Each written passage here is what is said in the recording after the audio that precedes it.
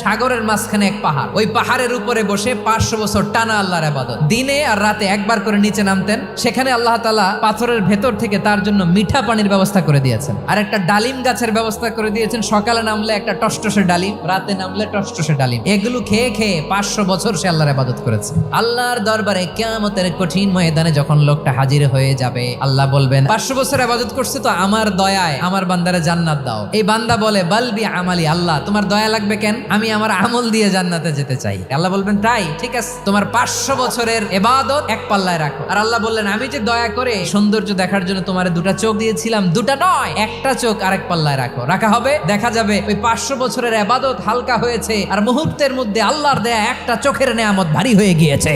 ফলাফল দেখো, হিসাব বলে তুমি এখন জাহান্নামে যাবা, যাও এবার জাহান্নামে যাও। এবার লোকটা কাচুমাচু করে বলে আল্লাহ এবার আমি বুঝতে পেরেছি তোমার দয়া ছাড়া দুনিয়ায় কেউ জান্নাতে যেতে পারবে না।